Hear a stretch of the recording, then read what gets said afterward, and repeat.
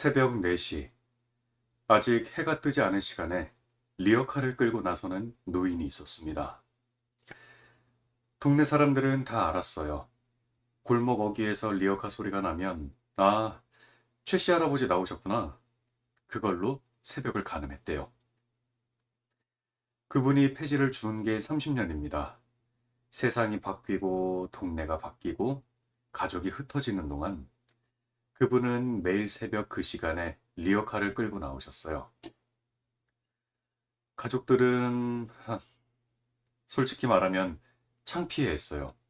아들은 제발 그만하시라고 했고, 며느리는 동네 사람들 보기 창피하다고 했고, 손주들은 친구들한테 할아버지 직업을 말하지 못했어요. 그 할아버지가 올해 요양병원에 가시게 됐습니다. 치매가 오셔가지고요. 집을 정리해야 했는데 가족 중 아무도 안 가려고 했어요. 그래서 손녀가 혼자 내려갔습니다.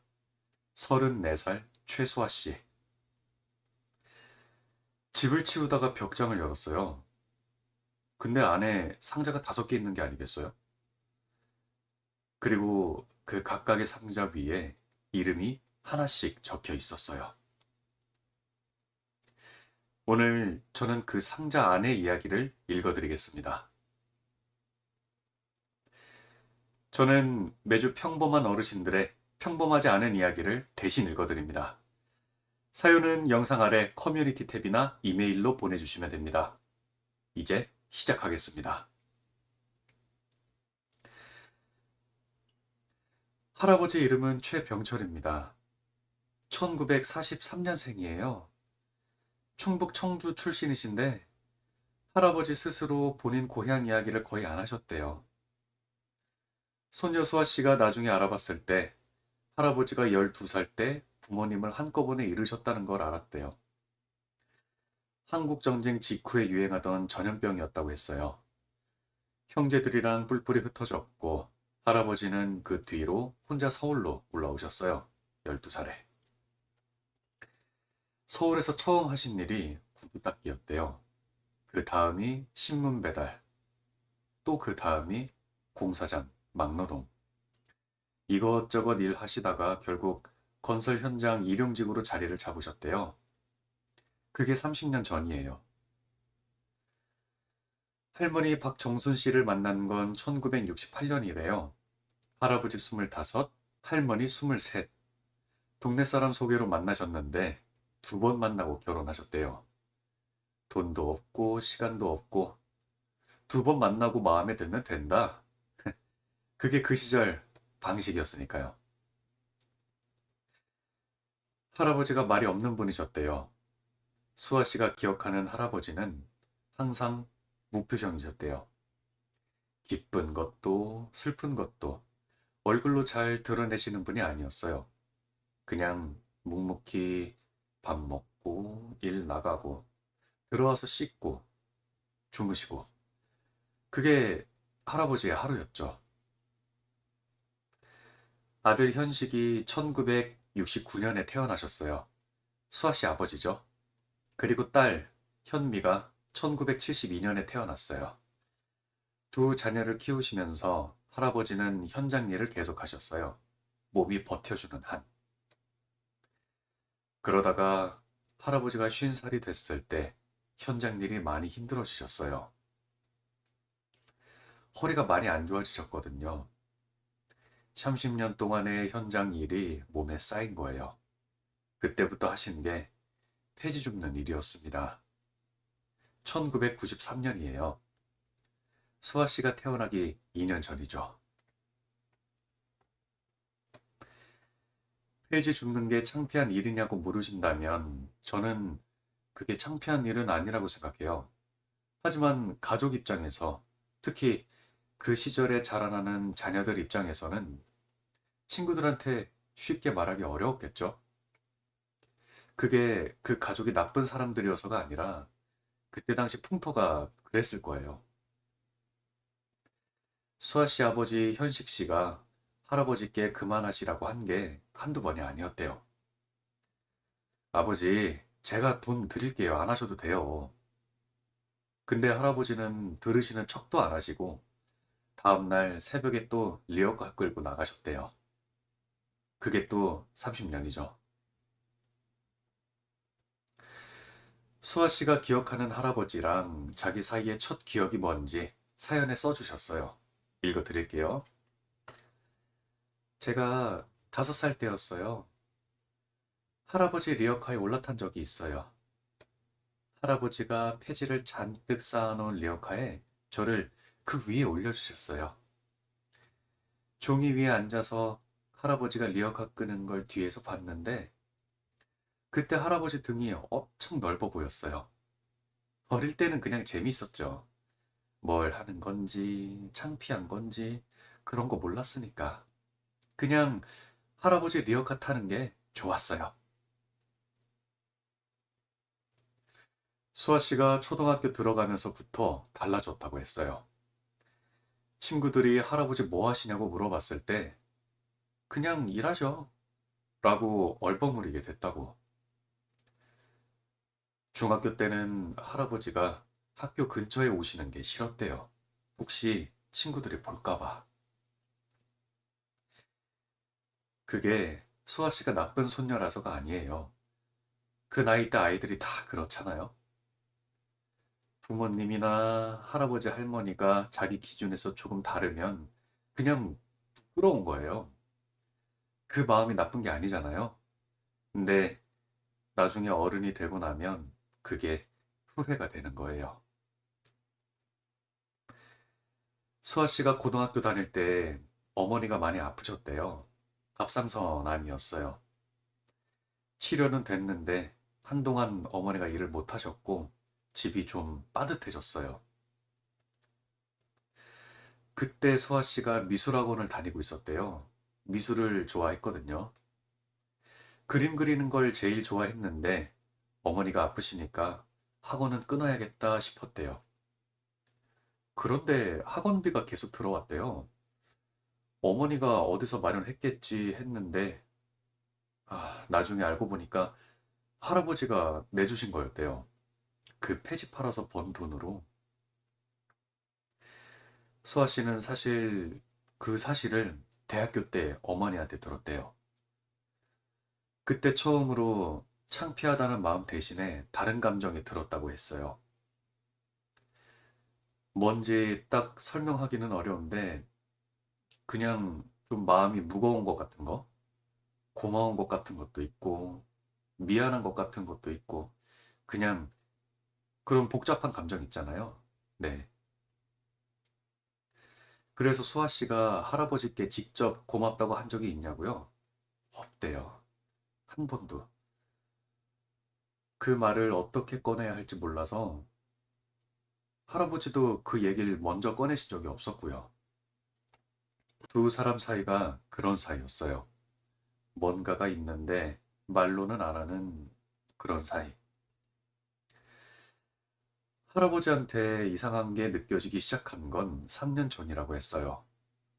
수아 씨가 명절에 내려왔을 때 할아버지가 수아 씨 이름을 한번 틀렸대요. 현미야. 현미는 할아버지 딸 이름이에요. 수아 씨 고모. 근데 수아 씨를 보시면서 현미야라고 하신 거예요.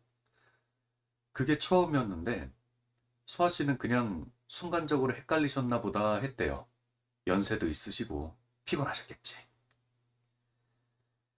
그 다음 명절에 또 내려왔을 때는 할아버지가 수아 씨가 누군지 한참 생각하시는 것 같았대요. 어, 누구지? 그러시다가 현식이 딸이냐?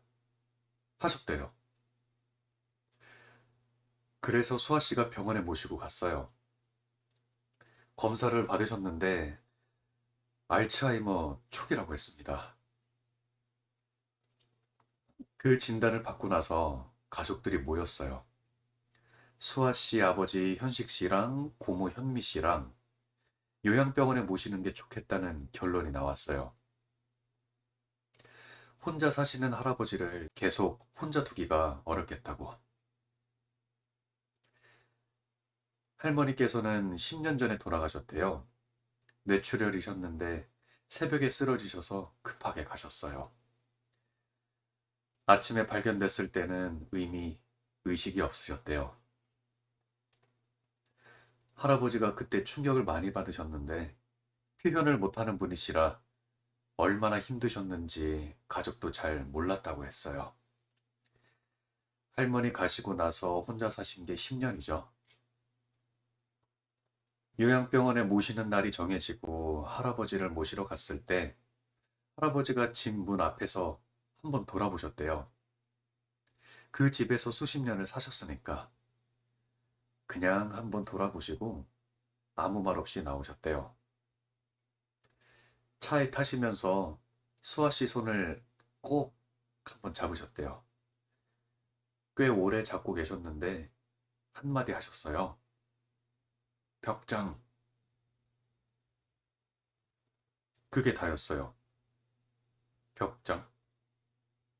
수아 씨가 네? 했더니 할아버지가 그냥 창밖을 보셨어요. 그리곤 더 이상 말씀이 없으셨죠. 그 한마디가 수아 씨 머릿속에 계속 남아 있었습니다. 요양병원 입원하시고 한 달쯤 됐을 때 수아 씨가 집을 치우러 갔어요.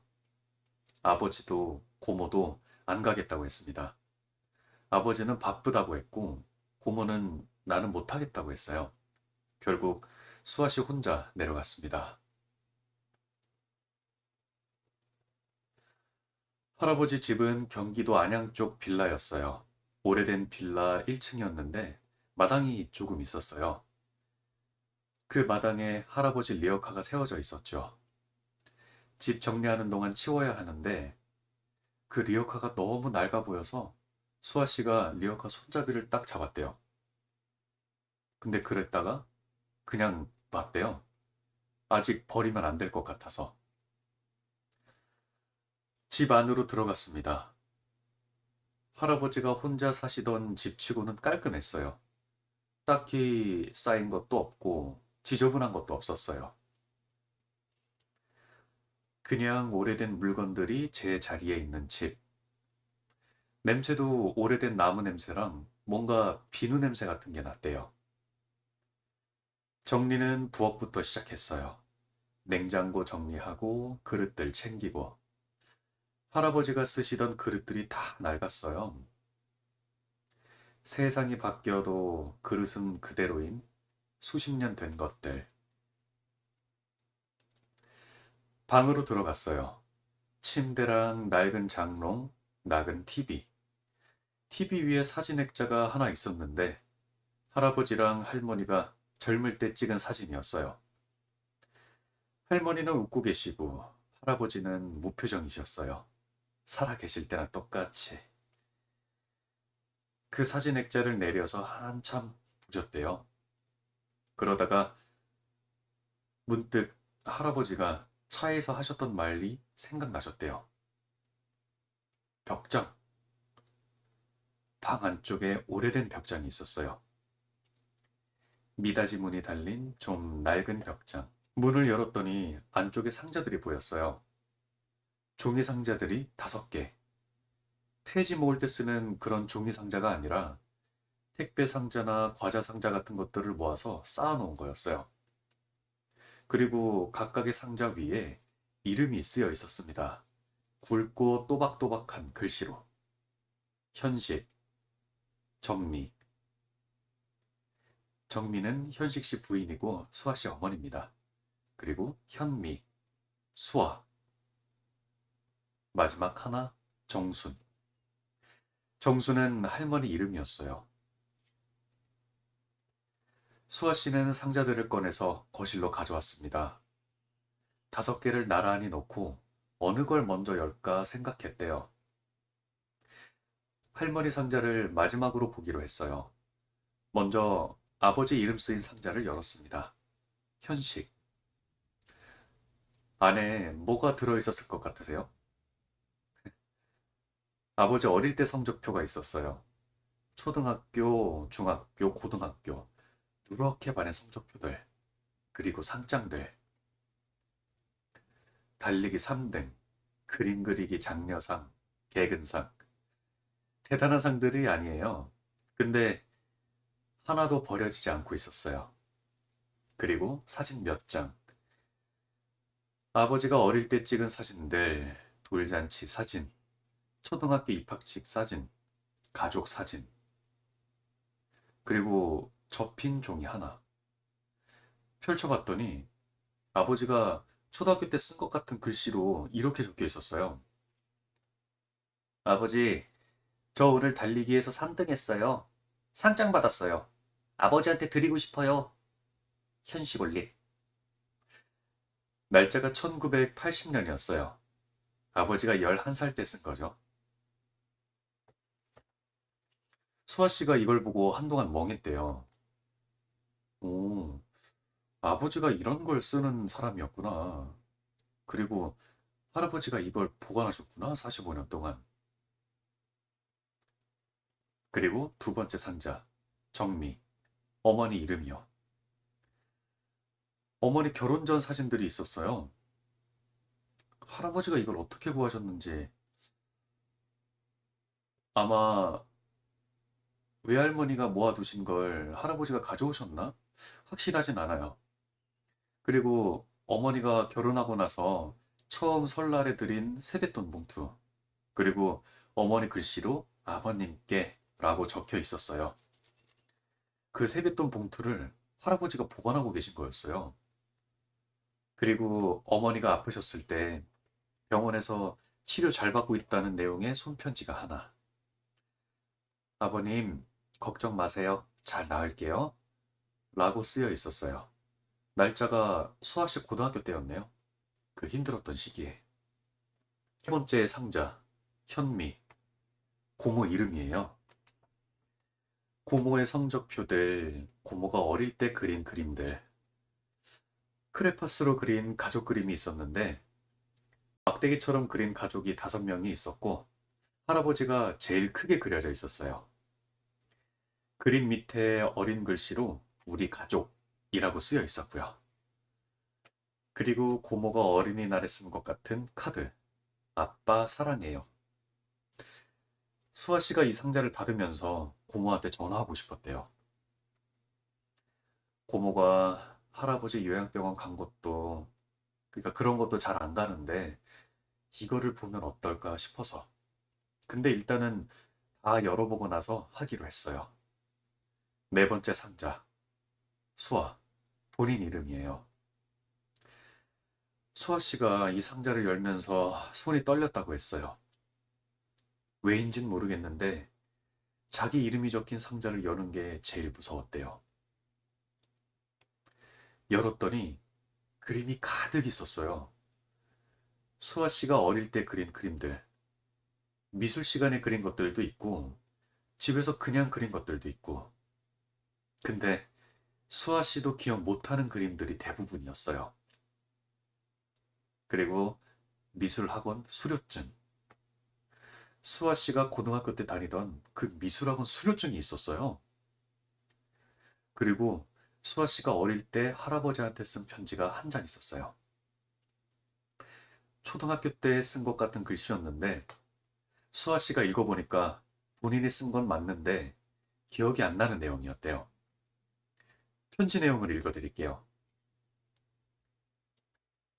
할아버지, 저는 할아버지가 창피하지 않아요. 애들이 가끔 폐지 줍는 할아버지라고 놀리는데 저는 창피하지 않아요. 할아버지가 새벽에 열심히 일하는 거 저 알아요. 할아버지 등이 제일 넓어요. 수아 올림. 수아 씨가 이 편지를 읽고 나서 한동안 그 자리에서 움직이지 못했대요. 내가 이걸 썼다고? 기억이 없는데? 초등학교 몇 학년 때인지도 모르는데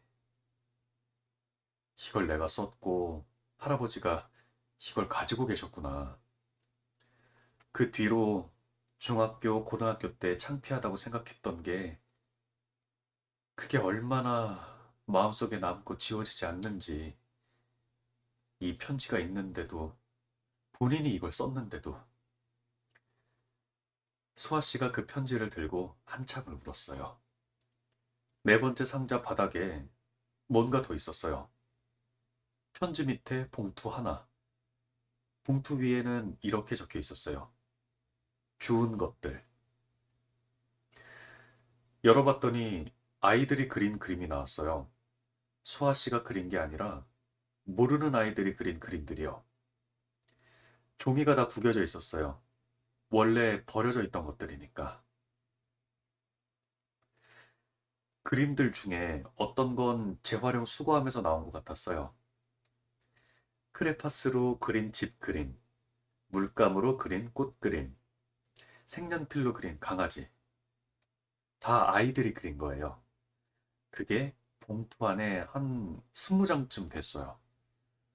봉투 안에 작은 메모 하나가 같이 있었어요. 할아버지 글씨였어요. 딱 한 줄. 버려진 거 불쌍해서. 수아 씨가 그 메모를 보면서 웃음이 나왔다고 했어요. 울다가 웃음이 나온 거예요. 폐지 주우러 다니시면서 버려진 아이들 그림을 주워오신 거예요. 쓰레기 더미에서. 그냥 지나치지 못하셔서 버려진 거 불쌍해서. 그분이 그분 본인도 어릴 때 버려진 것처럼 혼자가 된 분인데 버려진 아이들 그림을 주워 담으신 거예요. 그 마음이 어디서 나온 건지 수아 씨는 알 것 같았대요.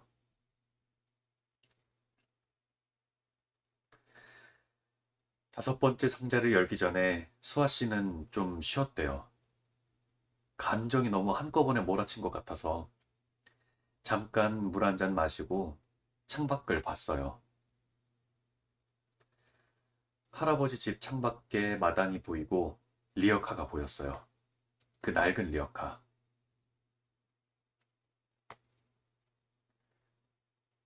그리고 상자를 이제 열었죠. 다섯 번째 상자. 정순. 할머니 이름이요. 이 상자 안에는 사진이 많았어요. 할머니가 젊었을 때 사진들, 결혼식 사진, 아이들 어릴 때 가족 사진, 할머니가 혼자 찍힌 사진들, 그리고 할머니가 쓰신 편지들. 붙이지 않은 편지들이었는데 읽어보니 할아버지한테 쓰신 거였어요. 잠깐 읽어드릴게요. 할머니 편지 일부예요. 날짜가 1995년이에요. 여보, 오늘은 수아가 태어났어요. 예쁘게 생겼어요.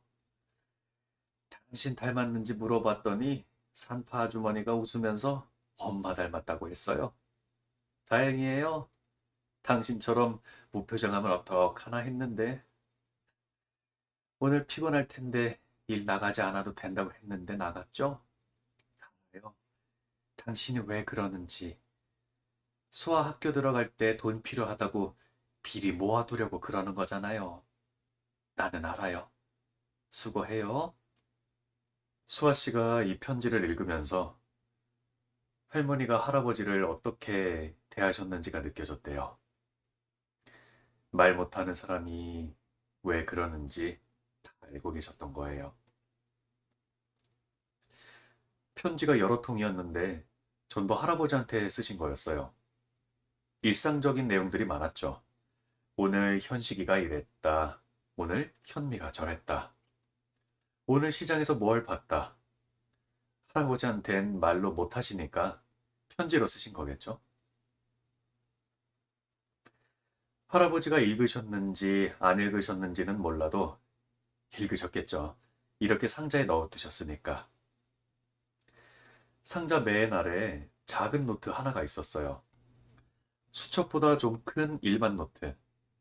그 표지에 아무것도 안 쓰여 있었어요. 열어봤더니 숫자들이 가득했습니다. 날짜와 금액들. 수아 씨가 처음엔 뭔지 몰랐대요. 근데 천천히 읽어보니까 확 느낌이 오더래요.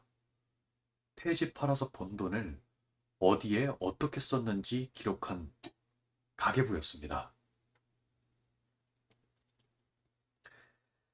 1993년부터 시작입니다.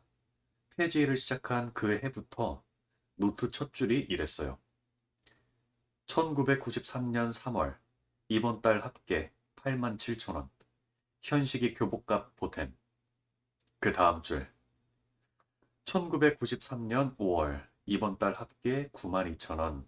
현미 학원비 보탬. 페이지마다 빼곡하게 적혀 있었어요. 날짜, 번 곳, 쓴 곳. 버는 돈이 한 달에 몇만 원에서 몇십만 원 사이였습니다. 퇴직값이 그렇게 세지 않으니까요. 근데 30년 동안 그걸 기록하셨네요. 몇 개를 더 읽어드릴게요. 1997년 현식이 결혼식 이번 달 더 열심히 했음. 합계 14만 2천 원. 축의금 보탬. 2002년 수아가 태어났을 때부터 모은 것. 이번 달에 합쳐서 학원 등록금으로 정미한테 전함. 말 안 하고 봉투에 넣어서. 말 안 하고 수아 씨 어머니한테 봉투에 넣어서 주셨던 거예요. 어디서 난 돈인지 말도 안 하시고. 2008년 현미 이혼. 현미가 힘들어 보임. 이달 번 거 전부 현미한테. 아무 말 안 함. 아무 말 안 함. 고모가 이혼을 하셨던 해예요. 그달 번 돈을 전부 고모한테 주셨는데 아무 말도 안 하셨어요. 고모가 그 돈이 어디서 온 건지 알았을까요? 2009년 수아 대학 등록금 20만 원 현식이한테 줬음. 20만 원. 20만 원이 대학 등록금에 얼마나 되겠어요. 근데 그게 그달에 할아버지가 벌 수 있는 최대였을 거예요. 2011년 정미암 수술. 병원비가 많이 든다고 함. 이 달은 새벽 3시부터 나감. 합계 19만 3천 원. 현식이한테 전함. 새벽 3시. 어머니 수술이 있던 그 해에 할아버지가 평소보다 1시간 더 일찍 나가셨어요. 리어카를 새벽 3시에 끌고 나가셔서 수아 씨가 이 줄에서 노트를 덮었어요. 감정이 너무 북차올라서 더 읽을 수가 없어서. 그 시절 수아 씨는 대학교 다니면서 어머니 아프다는 게 힘들어서 학교를 좀 쉬고 싶다고 했대요. 그 시기에 할아버지가 새벽 3시에 리어카를 끌고 나가고 계셨던 거예요. 수아 씨는 그 사실을 이 노트를 보고 처음 알았고요.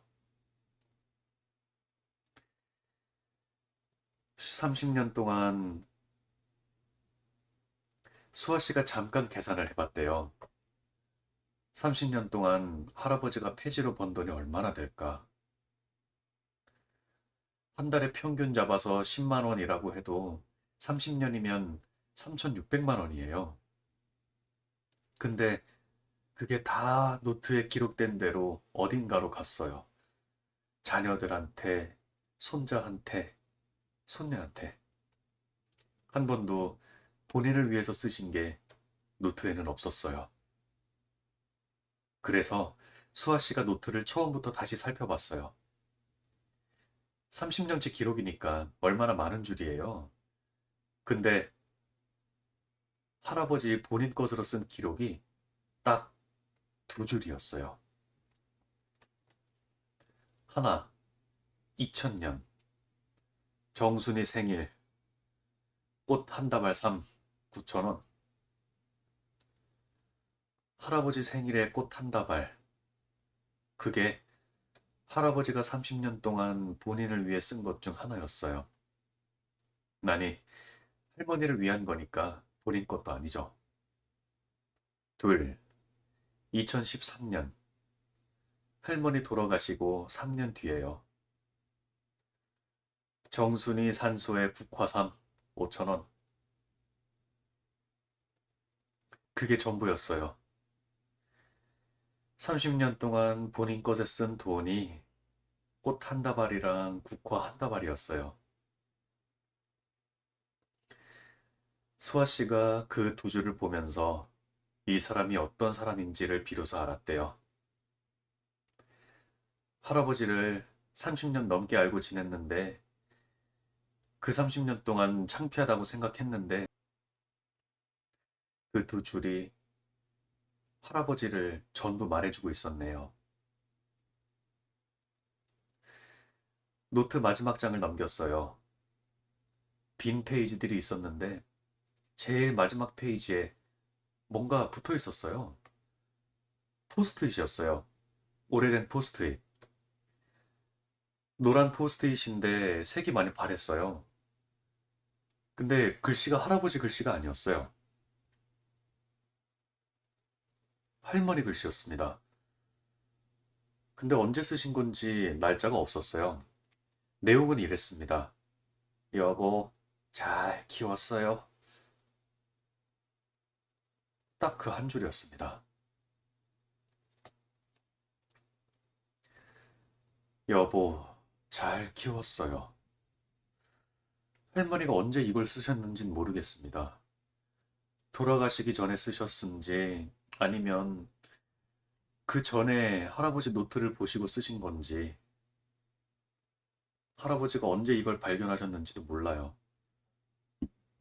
근데 이 포스트잇이 노트에 붙어 있다는 게 할아버지가 이걸 보셨을 거잖아요. 이게 붙어 있는 걸 아시고 그냥 그대로 두셨을 거잖아요. 수아 씨는 그 포스트잇 앞에서 한참을 울었어요. 할아버지 때문인지 할머니 때문인지 아니면 둘 다 때문인지 모르겠는데 그냥 많이 울었대요. 빈집에 혼자서 오래. 집 정리를 마치고 수아 씨가 요양병원에 갔어요. 상자 5개를 다 챙겨가지고 할아버지한테 보여드리고 싶었대요. 이거 본인이 봤다고. 할아버지는 침대에 앉아 계셨어요. 창가 쪽 침대였는데 창밖을 보고 계셨대요. 수아 씨가 들어가니까 고개를 돌리셨는데 수아 씨를 알아보셨대요. 수아냐? 수아 씨가 네, 할아버지, 저 수아예요. 했대요. 할아버지가 고개를 끄덕이셨어요. 그리고 수아 씨가 들고 온 상자들을 물끄러미 내려다 보셨죠. 뭐라고 하셨는지 아세요? 봤냐? 그게 다였대요. 봤냐? 수아 씨가 네, 봤어요. 했대요. 그리곤 할아버지가 다시 창밖을 보셨죠. 수아 씨가 옆에 앉아서 한동안 같이 창밖을 봤대요. 뭔가 할 말이 있었는데 어떻게 시작해야 할지 몰랐대요. 그러다가 수아 씨가 먼저 말을 꺼냈죠. 할아버지, 저 어릴 때 편지 썼던 거 기억해요? 할아버지가 고개를 천천히 돌리셨어요. 할아버지 창피하지 않다고 쓴 거요. 할아버지가 잠깐 수아 씨를 보셨어요. 그리고 작은 목소리로 말씀하셨죠. 기억한다. 수아 씨가 그 말을 듣고 눈물이 나려는 걸 참았대요. 그거 상자에 넣어두셨더라고요. 어, 왜요? 할아버지가 잠깐 생각하시는 것 같더니 말씀하셨대요. 좋아서, 좋아서. 그게 다였네요. 그 편지가 좋아서, 그래서 넣어두신 거예요. 수아 씨가 울었어요. 소리 없이. 할아버지는 그걸 보시면서 아무 말씀 안 하셨어요. 근데 수아 씨 손을 꼭 잡으셨어요. 차 타실 때처럼 꽤 오래.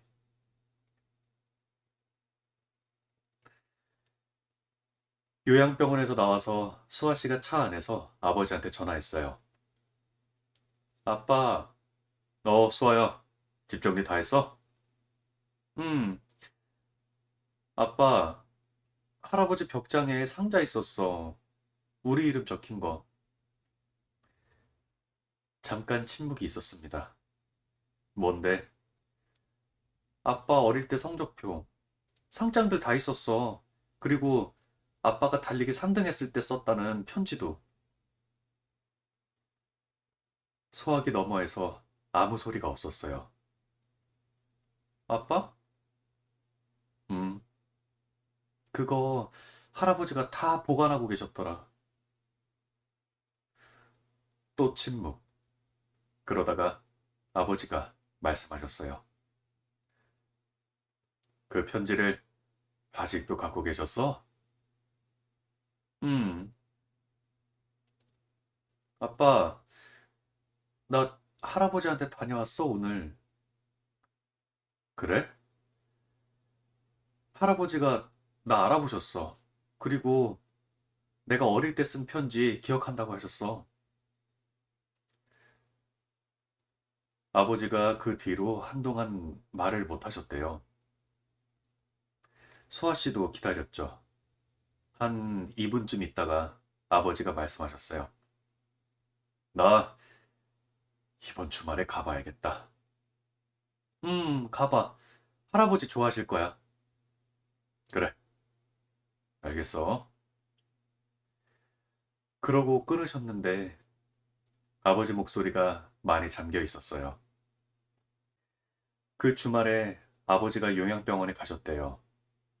수아 씨한테 나중에 문자가 왔어요. 수아야, 아버지 뵀다. 잘 계시더라. 딱 그 두 줄이었어요. 수아 씨가 어떻게 됐는지 여쭤봤더니 아버지가 내 손 잡으셨어. 라고 하셨대요. 그게 단데 그게 무슨 의미인지 잘 느껴졌어요. 수아 씨가 집 정리하는 마지막 날, 마당에 있던 리어카를 어떻게 할까 생각했대요. 이거 버려야 하는데 이게 워낙 낡아서 쓸 수도 없는 것 같고. 근데 참 마음이 쓰이더래요. 이 리어카가 30년이잖아요. 할아버지가 새벽 3시에도 계속 끌고 나가셨던 어머니 수술비 보태려고 수아 씨 학원비 내려고 고모 힘들 때 도우려고 이걸 그냥 버리는 게 맞나? 수아 씨는 결국 리어카를 버리지 못했습니다. 트럭 불러서 짐 실을 때 리어카도 같이 실었어요. 지금 수아 씨 집 베란다에 리어카가 있대요. 놓을 데가 없어서 베란다에 세워뒀는데 그게 베란다 한쪽을 다 차지하고 있대요. 남편이 처음엔 이게 뭐냐고 했는데 제가 설명해줬더니 그냥 두자고 했어요. 버리자는 말을 안 했어요.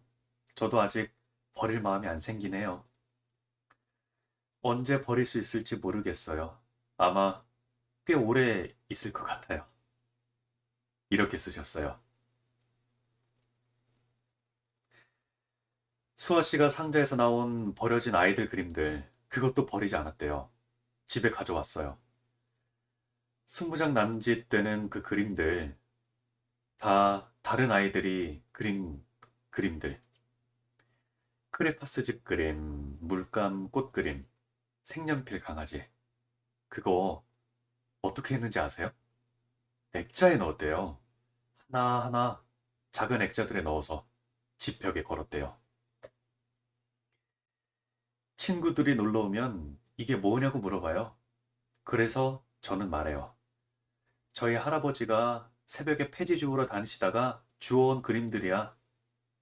버려진 게 불쌍하다고 해가지고. 그 말을 하면서 저는 항상 울컥해요. 아직도. 수아 씨가 그 그림들을 보면서 할아버지를 생각하는 거겠죠. 리어카를 끌고 새벽에 다니시면서 버려진 아이들 그림을 지나치지 못하셨던 당신을, 그게 할아버지의 마음이었던 거예요. 할아버지는 지금도 요양병원에 계시대요. 치매가 좀 더 진행됐지만 아직 가족들은 알아보신다고 했어요. 아버지 현식 씨는 이제 한 달에 2번 가신대요. 참, 고모 현미 씨도 가기 시작했대요. 처음에는 어색했는데 이제는 그냥 가서 앉아있다 온다고 했대요. 수아 씨는 매주 가신대요. 할아버지가 수아 씨를 제일 자주 알아보신대요. 이름을 헷갈리실 때도 있는데 수아 씨가 들어가면 왔냐 하신다고. 그게 할아버지 인사래요. 왔냐, 그게 전부인데 수아 씨는 그게 제일 좋다고 했어요. 한 번은 수아 씨가 할아버지한테 물어봤대요. 할아버지, 새벽에 나가는 거 힘들지 않으셨어요? 할아버지가 잠깐 생각하시더니 말씀하셨대요. 추울 때는 춥지. 그래도 계속 하셨잖아요. 어, 왜요? 할아버지가 창밖을 보시면서 말씀하셨어요. 해야 하니까. 해야 하니까. 참 간단하면서도 정확한 답이었죠. 왜 했냐고 물으면 해야 하니까. 그 이상도 그 이하의 의미도 없는 그게 할아버지의 삶이었어요. 수아 씨가 사연 마지막 부분에 이렇게 썼네요. 저는 할아버지한테 아직 못한 말이 많아요. 창피하지 않다고 편지에 쓴 건 진심이었는데 왜 잘하면서 창피했는지 그게 아직도 미안하네요. 근데 이젠 할아버지한테 이 얘기를 꺼내는 게 너무 어려워요. 치매가 오셨으니까 이해를 하실지 모르겠어서. 그래서 전 그냥 매주 가요. 왔냐 하시면 네 왔어요 하고 옆에 앉아 있어요. 말없이 창밖 보면서. 그게 지금 제가 할 수 있는 정부인 것 같아서요. 수아 씨가 덧붙인 이야기가 있어요. 할아버지가 모르시는 것들에 대해서요. 할아버지는 수아 씨가 지금 어떤 일을 하시는지 모르세요. 수아 씨가 미술 관련 일을 하고 있어요. 작은 디자인 회사에 다니는데 그림 그리는 일이에요. 어렸을 때 그 미술학원을 다닌 게 결국 지금 수아 씨 직업이 됐어요. 할아버지가 폐지 팔아서 학원비 보태주셨던 그 미술학원이요. 수아 씨가 그 얘기를 할아버지한테 한번 했대요. 할아버지, 저 지금 그림 그리는 일 해요. 할아버지가 그래? 하셨어요. 할아버지가 학원비 보내주신 거 덕분이에요. 할아버지가 잠깐 수아 씨를 보시더니 내가? 하셨어요. 네. 할아버지가 고개를 끄덕이셨어요. 그리고 작게, 아주 작게 웃으셨대요. 수아 씨가 할아버지 웃는 걸 그 전까진 거의 못 봤대요. 그래서 그 웃음이 너무 좋았다고. 그 웃음 하나로 지금 매주 간다고. 저는 이 사연 읽으면서 폐지 한 묶음이 얼마인지 찾아봤어요. 요즘 폐지 가격이 킬로그램당 70원에서 100원 정도 된다고 해요. 많을 때는 130원, 적을 때는 약 80원. 리어카로 하루에 모을 수 있는 폐지가 한 50kg이라고 치면 하루 5,000원이에요. 한 달이면 15만 원 정도? 진짜 많아야 15만 원. 그 할아버지가 30년 동안 그 돈을 모아서 자녀들한테 또 손자, 손녀들한테 보태셨어요. 본인 꽃에는 꽃 한 다발, 국화 한 다발. 그게 다예요. 그 15만 원이 어떤 15만 원인지 새벽 3시에 리어카 끌고 나가서 허리 안 좋으신 몸으로 손이 시리도록 추운 겨울에 모은 15만 원이에요. 가족들이 창피해했던 그 리어카가 30년 동안 가족들을 받쳐주고 있었죠. 아무도 모르게. 노트 한 권에만 기록하면서. 저는 할아버지가 폐지 줍다가 버려진 그 아이들 그림들 주워오신 이야기가 이 사연에서 제일 오래 마음에 남았어요. 버려진 거 불쌍해서. 딱 그 한 줄이잖아요. 할아버지가 12살에 부모님을 잃으셨잖아요. 형제들이랑도 뿔뿔이 흩어지셨고요. 그게 1955년이에요. 전쟁 직후. 그때 할아버지께서 느끼셨던 게 뭔지 버려진 느낌이었겠죠. 세상에 혼자 있는 느낌. 그 감각이 수십 년이 지나서도 태지 더미에 버려진 그 아이들 그림을 지나치지 못하게 하신 거겠죠. 버려진 게 어떤 건지 아시는 분이니까. 수아 씨가 그 그림들을 액자에 넣어서 벽에 건 게, 와, 저는 참 대단하고 잘하셨다고 생각해요. 그 그림들이 어떤 아이들 것인지는 잘 모르겠지만, 적어도 그 그림들이 진짜로 버려지지 않은 거잖아요. 할아버지가 주워 오셨으니까. 그리고 수아 씨가 집에 걸어두셨으니까. 그게 할아버지께서 사신 방식이에요. 말씀은 없으셨지만 지나치지 않은 사람. 매일 새벽 4시에 리어카를 끌고 나오시는 할아버지가 동네 사람들한테는 새벽을 알리는 알람이었잖아요. 저 소리 나면 최 씨 할아버지 나오셨구나 하는. 그분이 그 자리에서 없어진 게 언제였는지 동네 사람들이 알았을까요? 어느 날 새벽에 리어카 소리가 안 나게 됐을 때, 아, 할아버지가 뭔 일이 생기셨구나. 뭐 그렇게 알았겠죠? 수아 씨가 이 이야기도 써주셨어요. 집 정리하고 나서 옆집 아주머니를 마주쳤습니다. 아주머니가 저를 보시더니 할아버지 어떻게 되셨냐고 물으셨어요. 요양병원 가셨다고 했더니 아주머니가 한동안 말씀이 없으셨대요. 그러다가 이러셨어요. 새벽마다 그 리어카 소리 들으면서 일어났는데 이제 그 소리가 없으니 이상하다고. 할아버지 소리가 알람이었다고. 그 말이 이상하게 위로가 됐어요. 할아버지가 그렇게 살고 계셨구나. 그게 다들한테 뭔가였구나 싶어서. 한 사람의 삶이 주변 사람들한테 어떤 의미를 가지는지 우리는 잘 모르잖아요. 살아있는 동안에는. 할아버지는 당신이 그걸 모르실 거예요.